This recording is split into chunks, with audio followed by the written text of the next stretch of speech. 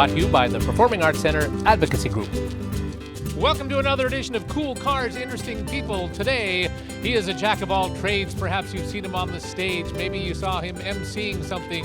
Maybe you saw him or heard him on the radio. It is Tony Deys. We'll have a chat with Tony and find out what he's up to these days. In the meantime, we've got a 2017 Mitsubishi Outlander. Let's bring in Declan Booth to talk about it. How you doing, Declan? Good, thanks. And yourself? Oh, very good. I detect an accent there. Let me guess. A little bit of Australian there. Oh, I was going to say Japanese. Close. Same region.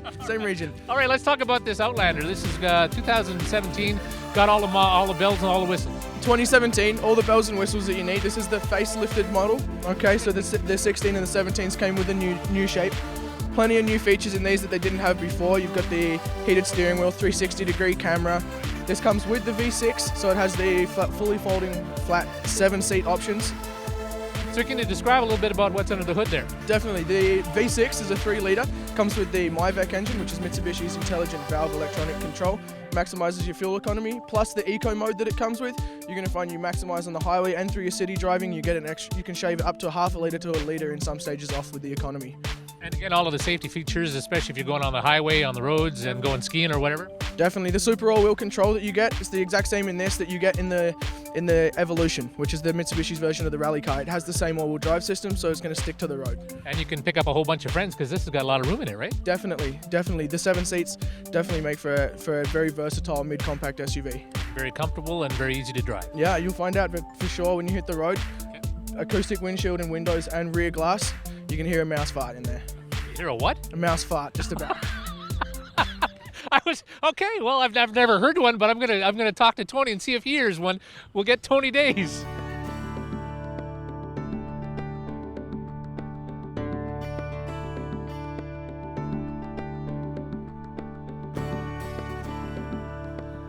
Looking for Tony Deys. Hello. Tony Deys. Hello. Nice one. Hey, Tony, this is your new job. This is actually Lethbridge Therapeutic Riding Association. It is, yes. Wow. For the first time, I have switched my business casual for cowboy boots. You actually have one. I Holy do. Cow. Impressive. They're really hurting my feet right now. I haven't quite broke them in yet. So this is a whole different thing from media to fundraising. Left turn. Yeah. An absolute left turn. The executive director here at the Lethbridge Therapeutic Riding Association. And so I'm in charge of, budget you don't to know yet, horses. right? No, a little bit of everything. Rick Austin, who I'm sure many of the viewers know, Big Brothers and Big Sisters, and he's been out here for a number of years, and so he's finally riding a horse off into the sunset for the third time, and I'm taking his place. Well, let's get on the saddle and we'll head out. Let's go for coffee. Absolutely, sounds Let's good. go talk.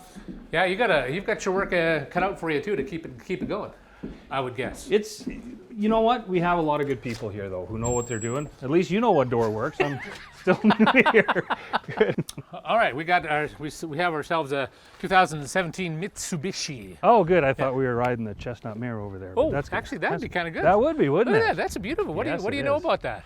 Other than it's a brown horse. I still have a little bit to learn as far as the horsemanship is concerned, but I'm sure we'll get there. Sure.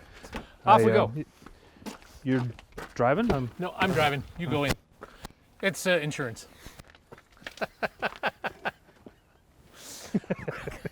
Come on in. All right. I'll just wait out here until you unlock the doors. We good?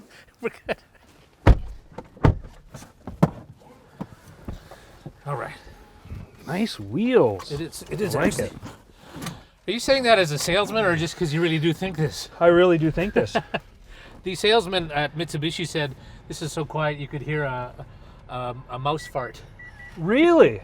Now, do you have any mice on you? I would imagine there's a few out here. You don't have any on you because you can, if you're going to blame one on you. Oh, I just stepped out of mouse. Oh. See, I didn't hear it. So just when we're looking over here, that's the new barn, right? This is the one that collapsed? This is the one, yes. In 2014, after a heavy snowfall, the roof collapsed, and that was first that happened. And then, so it was amazing when we needed to put a new barn up. Yeah.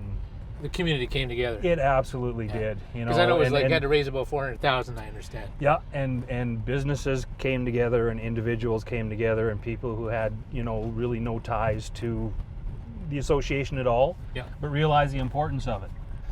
You know, I've done a lot of segments out here for the Therapeutic Riding Association, and more times than not, I would come away talking about what they do and how significant it is and the impact it has on people who need therapy. I come away with tears in my eyes because it's just it's unbelievable. And there is something about, what is the saying about, you know, looking at the soul of a horse, it just knows you, you know, and it's just something so peaceful and calming about. So that's a pretty cool job you got there. You know, and it's funny because you know, I've worked in the media business for coming up 30 years. It's the only business I've known. Yeah. And to take that leap and leave that business that you know and that you're comfortable with, it's tough. You know, it's stepping off that ledge. Yeah. But as I drove in this morning, for my, you know, every time I come around that corner, and I look at the horses and I look at the barn and I look at the individuals and I think, this is my office. Like, how cool is that? That's my office, right? That's where I go to work every day. What kind of a learning curve is that going to be for you? You know what? There's a lot of things I'm not familiar with. Sure. But I think those things are teachable. Yeah. Right? The things that I'm not familiar with, I can learn them. We've got a great board to work with. Yeah. You know, we've got accountants, we've got computer people, we've got farm hands, we've got like all those people are there to help me out. Yeah.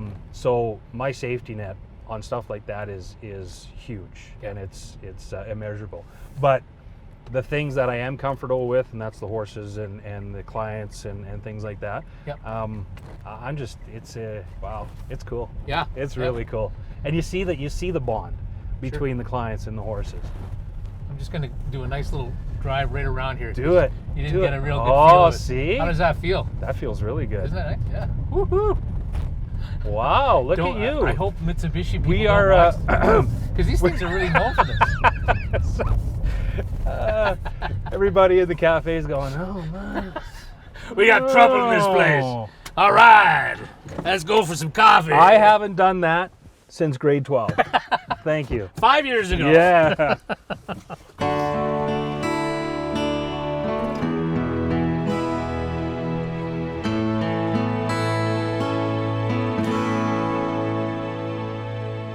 Yeah, anyway, so here you are, the new job, the new position, and pretty exciting times. What's kind of the big thing you got to do now? Maintain everything, all the programs and all Yes, and fundraise. Yeah. Fundraising is a big thing, and obviously with the times the way they are, right, it gets tougher and tougher every year to get the money that you need to get. I think we got a fantastic base. Like I said, the base that we have business-wise and individual-wise is awesome. Yeah. We have 2 big events every year. We've got our golf tournament, which is happening June 14th, and then we've got our Joanne Perlich Ride for Dreams, which is happening in September, and those are our 2 big ones. But there's constant, you're always looking to keep the programs going, right? To keep, the volunteers are amazing, because we need 3 to 4 volunteers for every rider, right? To make sure that, to walk beside, to make sure that everything's good. So it's a learning curve, but it's awesome. Yeah, no, congratulations on that. Thank you. Now now let's go back. Okay. Little Tony Deys. All right. Grew up at Medicine Hat? No, were you born in Medicine Hat? No, I was born in Edmonton. Edmonton, okay. Yep. And then Dad was a bank manager, so we kind of moved around, every few years. So born in Edmonton, and then we moved to Calgary, and then we moved to Camrose. And after that, Dad got out of the banking business and bought some greenhouses in Medicine Hat. And so Dutchman. And here we are at Broxburn Cafe with the greenhouses. It's like I've come full circle now. It's bringing me back. Little Tony Deys has come home. So we grew cucumbers and tomatoes, and that was his business. That was his business. Wow. Yes. So that was my starting. grade 6. It was a full-time job. Really? And back then I was making $5 an hour, which was huge. Wow. Nice. Picking weeds, picking cucumbers, doing all that stuff. So sorry, picking weed. Picking weeds. Weeds. Okay, sorry. Okay. Weeds. It was in grade 6. I got some hearing It problems. was Redcliffe, so that didn't start until grade 8. Okay, what got you into the media thing? What made you say, hey? Well, I would love to give you some great story about being inspired by, you know, a media person or you know, being on the radio when I was a kid in my room. I got done high school and I really had no plans. You were tired of picking weeds? Yeah, I was tired of picking weeds. And I had a brother who was in the media industry at the time, and he seemed to enjoy it. And I thought to myself, what can I do that doesn't require a lot of math? And I said, talking on the radio and TV. You don't need math. You have people to do that for you. What, you just hated math? I sucked at math, which my dad is a bank manager. Are you kidding? Biggest disappointment right here. Yeah. So that was it. Basically, I thought, you know what? My brother seems to enjoy it, and Your brother I don't. Being PJ. Peter Deys. Yeah. So that's I applied to Mount Royal, and I applied to Lethbridge College, and I got accepted into Mount Royal, but I had to write a 50-page essay on what is communication or some such thing like that. It was a big essay that we had to write. And Lethbridge just said, come in for an interview. So I said thank you to Mount Royal and went into Lethbridge for an interview and got accepted into the program. And, well, anybody does, but anyway. Yeah, it was LCC at the time. I can right? say that because I got it. Right, exactly. No, but at the time, and I don't know, you know, back when you took it, Ian Mandan, Verl Todd, I don't know if they were there or not as the instructors. There, yeah. Okay, so that part of it was fantastic. Right. The instructors were great, and so that was my... Yeah, so then your first job was what? Medicine Hat. I got a job, 6 months left in college, so around probably just before Christmas time, I'd applied to Medicine Hat, and Bob Ridley, who many of you know, drove the bus for the Medicine Hat Tigers, he still does. No, I don't know if he's driving the bus anymore. But he still does play-by-play. Still does play-by-play, yep. And so he hired me, and so I went to Verl and Ian, and I think Darcy and a couple of other instructors at the time, and I said, look, I have an opportunity to go now. How is this going to work with diploma or anything like that? Darcy Kavanaugh and Verl Todd and Ian Mandan and Georgia Fuchs all said, you know what, this is what you went to school for. Get the job. Take the job, and we will give you, you're close enough now that we will give you, right, you're doing fine. Yeah. So that was great. But it's a math question. No. Even worse than that, my speech instructor at the time would not let me graduate unless I finished speech in college. So I got my job in Medicine Hat, and I had to drive back to Lethbridge every Tuesday for a speech class in order to get my diploma. Oh, I know. Geez, you can phone in a speech class. You could, like the easiest class. I taught speech in college, man. I know. There's an easy class. It's a speech class. So what was the job then in Medicine Hat? What wasn't the job? That's, you know, back then, I'm amazed that I even got anything. It was crazy because I was the Wednesday to Sunday. Were you a jock? Nope, I wasn't a jock. I got a job in the sports department at first. So Wednesday, Thursday, and Friday was kind of just, you know, getting sports stories and doing all that kind of stuff.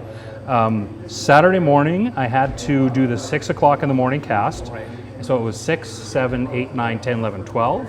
And then 4, 5, and 6 cast on the radio. And then I had to go to the TV station and do the 11 o'clock news on TV. Yeah. And then I had to be there for the 7 o'clock in the morning cast on Sunday morning for the radio, and then do the Sunday night cast again. So it was as close to slave labor, I think. Like I was the kid in the Nike sweatshop, right, for a number of years. To me, there's something great about that at the same time. It's horrible when you're going through it, but when you look back, are you glad you got to do all that stuff? I learned more. Yeah. During those weekend days than I ever would have learned at a 9-to-5 jock job or anything like that. Yeah. It's amazing. And the nice part was nobody was watching TV in Medicine Hat at 11 o'clock on Saturday night. Yeah. So I could do whatever I wanted to do, right? And I did a lot of off-the-wall stuff, which is kind of, I think, where it translated into, you know, being able to do what I did when I came to Lethbridge. Right, yeah. Right, and thinking outside the box and doing some stuff that wasn't normally seen. Yeah. Right. So how long in Medicine Hat? Probably 3 years in Medicine Hat. Yeah. And then coming to Lethbridge. Yeah. CTV. Coming to Lethbridge. CTV. CFCN. Yep. CFCN at the time. Chris Galis and Brendan Ziegler, Derek DeVolt. People really, that really went good. on to big times. Yes, yeah. And I learned a lot from them. Yeah. Right, learned a ton from them. So I did CFCN, did the sports there for a number of years, and then moved to Saskatoon for about a year and a half of purgatory back in. Was that a bad move? It was interesting. That's when I learned to get what I was promised in writing if I were to go to a new job. Because I was promised a lot of stuff. Right. And that never actually came to fruition, right, when I finally showed up in Saskatoon. Right. So here I am in Saskatoon, which is a beautiful city, right? Saskatoon is absolutely gorgeous, about 2 blocks within the river. And then it's, after that it's any city in the world. Yeah, sure. And if you're going to be in Saskatchewan, then you might as well be in Saskatoon. It's a beautiful city. But I lasted there for about a year and a half, and I got a call to see if I wanted to come back to Lethbridge, and I jumped at it. Yeah. I want to throw in this one thing that you got into trouble with. John Kennedy Jr. You tell the story. Were you there at the time, or did you just? I just remember it. Wow. Okay. So yes, this is where you really have to. It's amazing to me how some things, when you're in the media, and you know this as well as I do, some things that you say to be on the cutting edge, that you think, this is going to be good, right? Yeah. And nothing, crickets. Yeah. And then other stuff you say that is just off the cuff that you don't think is a big deal, that garners all this. Yeah. Absolutely. So, and this is the case there because it was shortly after JFK Jr., I believe, was killed in a plane crash, and I'm not a big celebrity watcher, and so when that happened and it was 24/7 JFK Jr. and I, I'm like, oh. Breaking news. He was a kid of a famous guy, right? So I think at some point I just got on to do my sportscast, and I said, just so you know, this is a Kennedy-free zone. For the next 5 minutes, we are going to be Kennedy-free. And as soon as, I wasn't even done with the free, Kennedy-free zone, and I heard the phone ringing in the newsroom, and then another phone ringing in the newsroom, and then one in the front office, and I started to twig that maybe I said something that probably wasn't going to be appreciated by a lot of people. And the feedback I got from that was surpassed only by a post I made on our Facebook page on Country 95, and I'm just going to leave it at it was a breastfeeding post. Oh dear. That went horribly awry. Horribly awry. Social media is a whole different kettle of fish. It is, yeah. But at that, did you get suspended? No, I didn't get suspended. But you got called to the carpet on that. Yes. Yeah. Yes. So, okay. But the funny thing is I had posted something, and then within 3 replies after that, it had kind of taken a left turn. So it wasn't about my post anymore. Right. It was just about another reply on there, and then it went from there. Yeah. And it was redonkulous. Well, it makes, and then you think of a guy like Donald Trump who tweets stuff that he's in the comment and just... But he answers to nobody, right? I mean, I'd post stuff on there all the time if I didn't have to worry about job security or anything like that. I remember saying something along the lines of the nude racquetball tips were canceled today because of an injury to the instructor. And there's a phone call. We get a phone call. How dare you say that? I've got kids listening to you. Yes, and those are the ones you say on purpose, right? It's those accidental ones that kind of stick out too. Yeah, well, that wasn't. I just thought it was a silly one. Yes, but absolutely. People do get serious about stuff. Yes, they do. So, are you a sports fan, or did you just kind of fall into being a sports reporter over the years? I fell into being a sports reporter, and I loved it. Yeah. But I think the one thing that stopped me from being a TSN sports reporter was probably that I didn't eat and breathe sports. Right? I enjoyed it. I watched it. I could talk about it, but I couldn't tell you at any given time, the top 5 scorers in the NHL, the divisions in the NFL. Half the time I couldn't remember who was in what division, right? So I wasn't that guy, but I enjoyed it. And I mean, really, I got paid to go to Hurricane games. Yeah. I got paid to watch baseball games. I got paid to, hang out at a ball diamond on a beautiful summer afternoon. So you enjoyed that aspect? Absolutely. Other than the fact, of course, in sports, you're working nights all the time. Yes, The time. but again, it's not a lot of people get to do that, right? And I did appreciate that aspect of it. And granted, when you're doing it, it becomes a job, right? And that's why when everybody says, I would love to be a golfer, or I would love to be an NHL player, yeah, you would, but it would still be a job once you actually do it. You know what I find? The people, like I would say 80% of the sports people that I know are incredibly cynical too. Do you find that? Like they just say, No. Like they just criticize everything that you possibly can Yes. criticize. Yes. Do you find that? Yes, we do. Because we're covering people who make a lot and a lot and a lot of money, right? And that attitude a lot of times starts at a little league game or at a minor hockey game, and not a lot of times it starts with the kids, but it's a product of the parents. Oh, yeah. Right. So I think that's where the cynicism comes a lot of times, is when you see kind of this macro world that they live in. Yeah. That is a very interesting dynamic a lot of times. So from TV into the radio, you got into the radio biz. Yes. How did that happen? Well, CFCN decided to. You've heard the term. What term would move in another move direction? in another direction? Yeah. More downsize, I think. So they basically took their Lethbridge operation and moved it to Calgary. Right. And right? sports has always been historically it's dispensable. I mean the big guys. I didn't think so. Yeah. Right. I didn't think so. I thought that because of, and I mean when I did it back in the day, we didn't have satellite feeds at CFCN. Right. I know Global had them, but we didn't have them. So I had 5 minutes to fill, and I had to fill it with local stuff because I had no highlights, no nothing like that. So for me, local was always a big thing, and so I thought that would kind of be job security. Yeah, who would have thunk, eh? Like I didn't realize the corporate structure at that time. Yeah. So they basically moved everything to Calgary, and so I was told, thanks for your many years of service. Now go away. Yeah. And so I kind of, it took a year to kind of lick your wounds and figure out what the next step is going to be. And that's when I was lucky enough to join up with the Jim Pattison group with Country 95 and B93. The Hawk back then, 93.3 the Hawk. Yeah. And I basically did everything from, sales assistant to promotions to news to, on-air morning show, B93, and then sales and more announcing. So pretty much run the gamut there. And how different is being on air, radio, doing that stuff to sports, would you say? It's kind of the same it's the monster? Same, yeah, it's the same. Like that part of it wasn't a problem. It took a little bit to kind of get used to the radio personality part of it as opposed to the TV personality. Because radio personalities don't have numbers on their back. They don't. They don't. And we're also a lot more anonymous.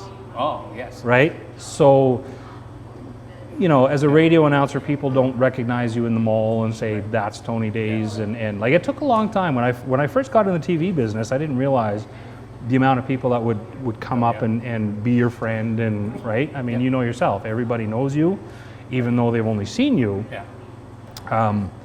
But when you start getting those, you're young in the business, in the TV business, and you're walking down the mall and people kind of look and then they do a double take. It took me about a year and a half before I stopped checking my fly to see if it was open because I thought that's what they were looking at.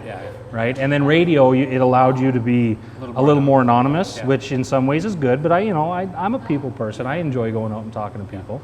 But at least this way I could go to Safeway on a Saturday morning and rip sweats and and an old ball cap. And so, I mean, now you're kind of, you're away from basically the public doing that. I mean, how big of a change is that going to be for you to be the behind the scenes guy now? Like you're not going to be I'm Tony Deys. I mean, I'm sure you're going to be doing some more. I'll still be on Tony. If they come to the Therapeutic Riding Association, I will answer the door like that. Hello, welcome. I'm Tony Deys. No, I think I'm ready. Right? I think I'm ready. I think I'm ready to move past that part of it, but the nice part is there's still going to be more than enough MCing gigs and other things that I can do to kind of keep that that going, because I enjoy that. Yeah. Right, to be out in public with people, to MC events, to feed off the crowd. That's kind of, it's still a high. Do you need the ego strokes? I mean, I would say I that think you're so, lying. because anybody in the business would be lying if they said they didn't like the Oh, absolutely. You know. I don't think we would be in this Yeah. business if we didn't enjoy the ego strokes, Yeah, right? yeah. I think for me, I take the good as well as anybody, but I don't take the bad like some people. But no, and I mean that in a good way. This is a Kennedy-free zone. Well, there you go. I don't like that. I'm on a phone. But on TV, people would phone and, I don't like your haircut. I don't like your suit jacket. I don't like your shirt. That I is don't like absolutely true. Yes. Absolutely true. And it didn't bother me, right? For me, it was, thanks for calling. Piss off. Get a life. Yes, piss off. But some people I know would just, they would Be devastated. Oh, devastated, right? And it would dog them for days. And I mean, yeah. Yeah, it doesn't matter. No. Where did the love of the theater come? When did that happen? Good question. Yeah. Not through high school. Yeah. I went to Hat High and hung out with just about every group except the theater group for no reason. Then I just didn't. Yeah. But I came here to Lethbridge, and I think I came along with Dory Rossiter one time, and she was doing a Dory story on New West Theatre, I believe. And so I was running mic cords for her back in, and I know, right? The sports guys Who would've running thought? mic I know, I cords? could have been like a CBC guy or the union running mic cords. And I ran into Mark Russell, who back at the time was a big director and did a lot of shows here. And he just kind of said, if you want to, we are doing Fiddler on the Roof. Feel free to come out and audition for it. Yeah. And I didn't audition for it, but somehow I ended up in the production. I was This- Usul the hat maker. Yeah, exactly. You had Yes. to dance with. And then I did the bottle dance. Yeah, which Yes. is- So what a talent. and for anybody who remembers back then, and you're going back a few years, that bottle was on my head For real. for real. Yeah. So and we didn't drop it once. Unbelievable. 14 shows or something? 14 shows. Wow, And I danced with a fantastic. bottle on my head, which again, if you would have told me that, thank you. You would have told me in grade 11 that I would be in the Fiddler bottle on the dancer. Roof, dancing with a bottle on my head. There's no way. But then you ended up doing a whole bunch of shows after that with the Fran Root, Ken Rogers Yep. thing, and Yep. some really nice roles. You get too. the bug. Yeah. Like you get the bug, right? Like once you've done a show, Yeah. and I've been blessed to be with some really good performers on that stage, right? And to do the Avita shows and Jesus Christ Superstar with a full orchestra on the stage, Nothing like it. unbelievable. Yeah. And So Spamalot. I don't sing. I don't like it. I don't do it if I don't have to. Yeah. But if I have to sing in a group, I absolutely will. But it's amazing how a good director and vocal coach will also, grab you out of your comfort zone and throw you on stage and make you do stuff. Yeah. But you also did some teaching at the college, right? Yeah. You've done it all, I man. know, What's, there's not much I haven't done. what is it about the teaching thing that you liked? Oh, it was cool, and I got to teach public speaking, which to me was it was interesting because at the college they used to have the 3 different programs. There was print, public relations, and broadcast, broadcast. right? So the broadcast kids were those outgoing, right? They were the ones, right? Then you had the PR, which were kind of still fairly outgoing, but more on a one-on-one setting if they had to. And then you had the print people, which just Don't talk to me. Right, just let me write stuff. Yeah. And to get those print people into a public speaking class and to make them do things that they wouldn't normally do. Outside the comfort zone. And I was lucky enough that I had the creative license to do some stuff that's maybe a little bit different, right? Which was a lot of fun. And some of the things we did were absolutely hilarious. And it was a hoot. Yeah. How long did you teach there? I taught for 7 or 8 years. Wow. Yep. Yeah. Yep. And then they changed the program and went in a different direction. So it doesn't matter what business you're in. No. There's a lot of different directions they go now. What do you kids going into that program, into the media? What do you think for them? I mean, it's a tough business to start anywhere. I would guess, because I'm not starting anywhere. But but I mean, it's different from when I started. You can't go to Swift Current or to whatever, do an all-night show anymore. It just doesn't exist. No. But I think also the kids make it a little harder on themselves because a lot of the kids they wouldn't go to a Swift Current. Yeah. Right? They wouldn't go to a Yorkton. They wouldn't go to a Dauphin. Yeah. And like we talked about when I was at Medicine Hat, I was at a good sized market, but I was still doing the grunt work that nobody else wanted to do, right? For 16-hour days. So I think the kids nowadays just have to say, and they would learn more after 6 months in Swift Current or Dauphin than they would after 3 years in Calgary. Being the co-host in Los Angeles of a celebrity show. Yes, and that's what we always tell them too. Go to these little areas because you're going to do everything, and you're going to learn how to write commercials, and you're going to learn how to produce commercials. You're going to learn how to do sports, do news, do on air, probably do traffic, right? And then and it's amazing how many kids will kind of decide that what they thought they liked, they really didn't like, but they liked another aspect of it. So I have to bring up another thing. There's always highs, there's always little lows. Yes. You were told you get to introduce Wayne Gretzky. This is the hero of all heroes, the greatest guy in the world. You get to introduce the great one to the city of Lethbridge. Take it from there. You're ripping open all these wounds, dude. That's what we do here. Okay, so the greatness in leadership. The first year they had it, and it was Ryan Miller from Teamworks who was the big ass. And I've done some work with him before. You say he's the big ass? No, the big aspect. He was the mastermind behind this greatness in leadership thing. Yeah. So I've done some work with him before, and so I will admit that I kind of weaseled my way in. Hey, you probably need somebody to introduce Wayne Gretzky right now. So he said yes, and I was over the moon. It was beyond. It was probably going to be one of the great. And I've had a lot of fun in the media business, but this was going to be my crowning moment. And I worked on my introduction, and I wrote it, and I rewrote it, and I practiced it in front of a mirror, and then so we were supposed to.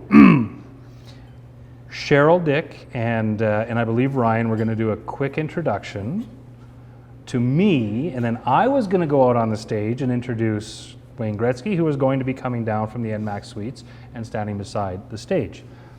Well, it turns out that Wayne Gretzky has bought himself a vineyard because he kind of likes his wine.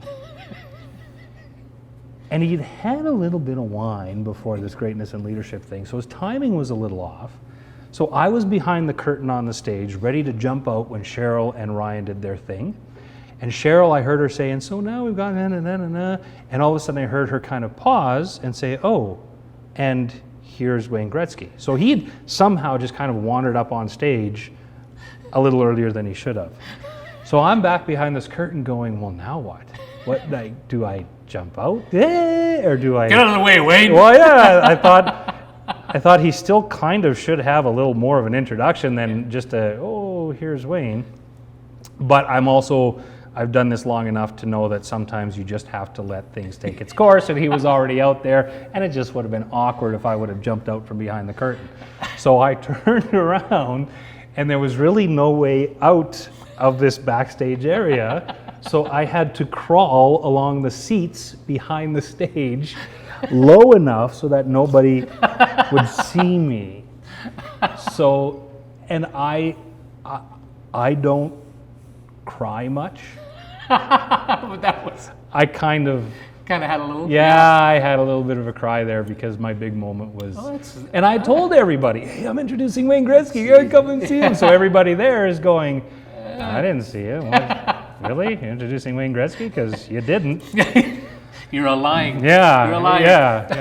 yeah. So But that you- was, and I but- told him, after I met him after, and I did get his autograph, and I said, you know, for a guy who scored as many goals as you do, you got really bad timing. Did you say that to him? Yes, I did. You did? Yes. And he just smiled and took another glass of wine.